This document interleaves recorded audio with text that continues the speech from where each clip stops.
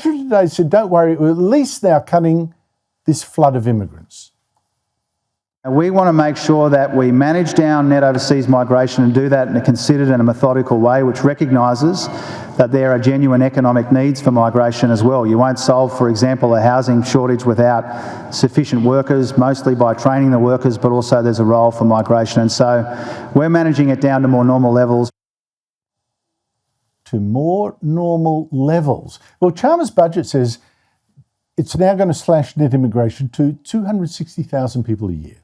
260,000, which is a couple of 100,000 less than it was. But 260,000 sounds a lot, and it's in fact still nothing like normal.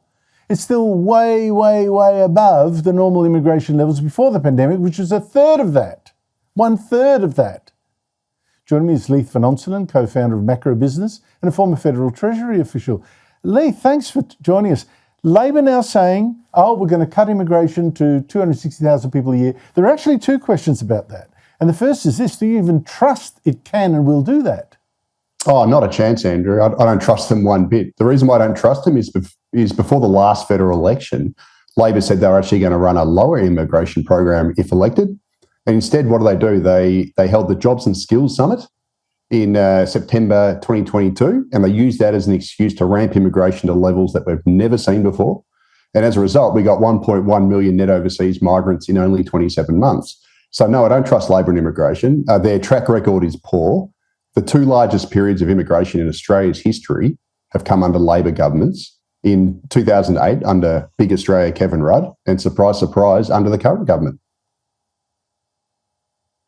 Well, the second question is this: even if you did trust them, is cutting immigration to 260,000 over the next year enough? Is this what Chalmers claims the normal level? No, absolutely it's not. It's 260,000 is big migration. It's not normal migration. Now, just to put some numbers around that, in the 60 years following World War II, Australia averaged net overseas migration of less than 90,000 a year. And over that entire 60-year period, post-World War II, Australia only exceeded 150,000 net overseas migration in 2 of those years.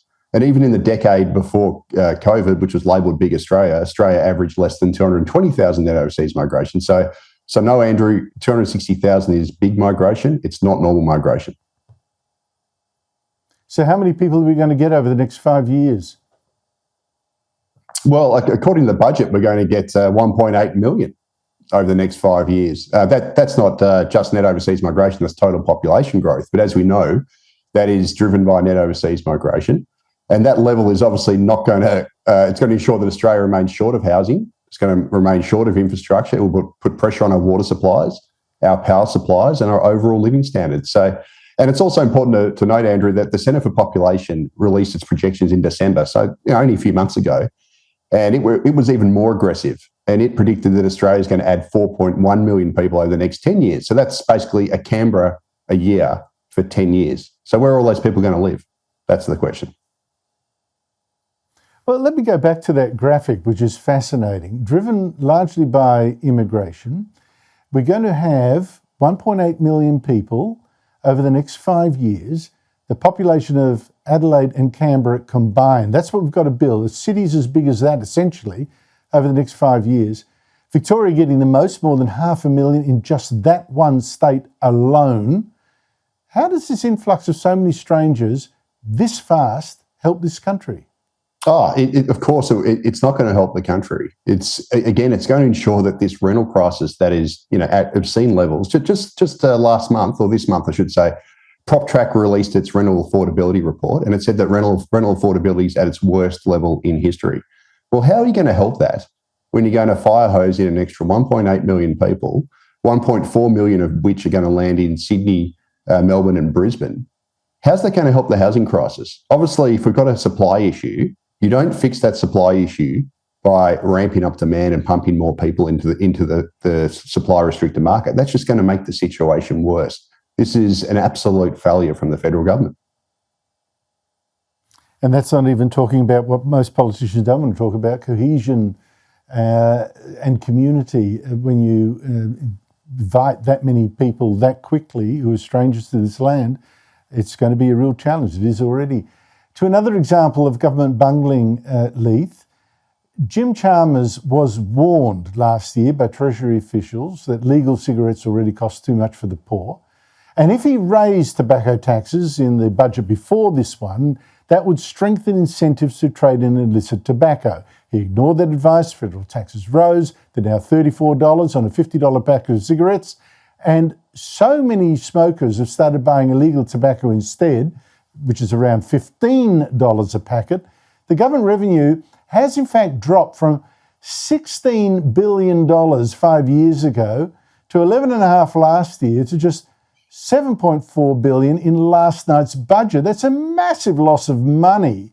But Chalmers still, worse than that, by the way, he's also fueled a gangland war to control the illegal tobacco trade, a war that so far had around 200 shops around the country set on fire or smashed up, including more than 130 in Victoria, at least 14 in Sydney. But Chalmers isn't backing down, Leith. His budget is going to just spend more on law enforcement against the illegal tobacco. Here's Chalmers today. It is the case, it is a problem in the budget that people are finding more ways around tobacco excise, and that's why we've invested a substantial amount of money in new resources for compliance and enforcement. Leith, you can't get a clear example of a government law creating a crime. Is this a smart response to that mistake? Look, I'll be honest, tobacco taxes are probably the biggest case of idiotic policy I think I've ever seen. You cannot stuff it up even more. So let's just look at this. These taxes have driven smokers to cheaper black market alternatives. So it's resulted in worse health outcomes for Australians because it's encouraged them to smoke more rather than less. They've fueled organised crime, and they've also robbed the federal budget of tax revenue, billions of dollars of tax revenue. So it's basically a triple whammy here, Andrew. And the obvious policy response is to undo the damage. The way you undo that damage is you should reduce tobacco taxes to a more reasonable level so that people start buying the legal stuff rather than the illegal stuff. That would then take money out of organised crime. It should deliver the budget more money, not less. And then, and of course, I do agree they should probably police the black market a bit more as well. But that's not the underlying problem. The underlying problem is they've created the problem in the first place by charging $2 of tax per dart, which has just pushed people to alternatives. It's just, to me, astonishing, and that mulish response, but still, there you go. Leith Van Onselen, thank you so much for your time. After